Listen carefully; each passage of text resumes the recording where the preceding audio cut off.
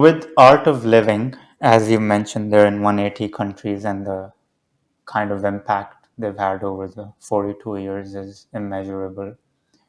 Uh, in addition to, is it safe to say they empower you through meditation and breath work and self-inquiry and self-reflection and those things?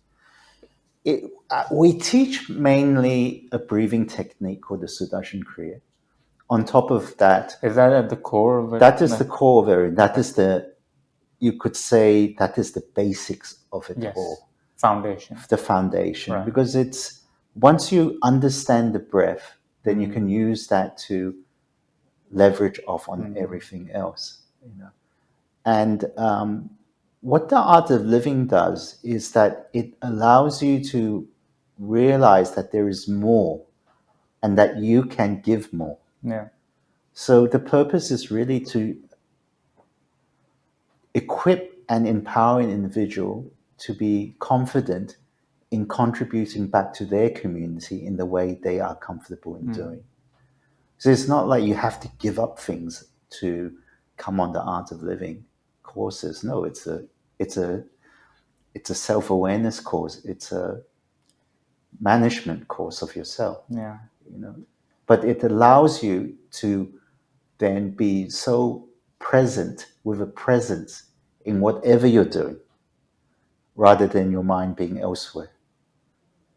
So you can keep on doing whatever you're doing, but at that time you're now more 100% into it, rather than hedging your bets all the time. There's an interesting observation that I've seen in today's world wherein meditation and breath work is sort of looked as a luxury biohacking tool, or something that is for the elite or the athletes or performers or CEOs, corporate leaders, sort of as a hack and a luxury. How much agree or disagree do you with It's that good statement? marketing. It's good marketing. It's good marketing. 20, 30 years ago, who would have talked about breath work? Nobody, right? Who would have talked about yoga? Who would have talked about meditation or mindfulness? It was people who were not educated, people who were not well-traveled, people who were religious, people who were traditionalists, people who were superstitious. As perceived, as perceived in those days. In those days, yeah. Right? It was something that your grandparents did. Right? But now, through good marketing, it's seen as an elite. It's a bit like quinoa. Quinoa was food for the Native American, South American tribes, right? And now it's a superfood. Are you getting what I'm saying? Marketing. It's marketing. It's also the quest to live forever. Are you getting what I'm saying? Yeah. All the breathing techniques, all these things out there right now is what? To give you a health, elongate your life. But have we actually understood the process of the body? Right? I think in that process, like, you are elongating it, but like you're still losing on in the present moment. Are you elongating it, or you're trying to delay the inevitable? Yeah. You know what I'm saying? The body functions, the nature of it is so simple. It gets fertilized, it gets birthed, it grows, it matures, right? After it matures, it declines and deteriorates, dies and decays. That is the nature of the body. And we're trying to fight against it. Prolongs it. There's nothing wrong with wanting to live your best life. Yeah. But if you think living your best life is prolonging the state of your body.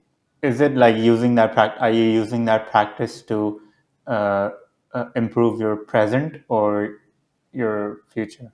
Is that this? Well, it depends on where your mind is. Yeah. If you're using the practice for the future, then you've lost the plot. Exactly. That's what I'm saying. Yeah. You're getting what I'm saying. Yeah. That's where maybe some people might get it wrong. Yeah. There's nothing wrong with that, because that is a journey, process of elimination. Yeah. And the best learning is usually the mistakes you make. You know, it's a bit like if you've ever made pancakes or crepes, right? Yeah. When you're first making it, Okay. it's messy, Yeah. right? That was the best. Right. But after a Yeah. while, you don't even need to think about it. But you know Yeah. the exact time to flip it, Mm. unless you have the new ones, which is slightly right. Yeah. But that is what, you know, in the Vedic tradition, there is a phrase, a Sanskrit phrase, which is called puna punaha, again and again. And that's so applicable to life. Practice. Practice again and again. Only through frustration or boredom will innovation happen.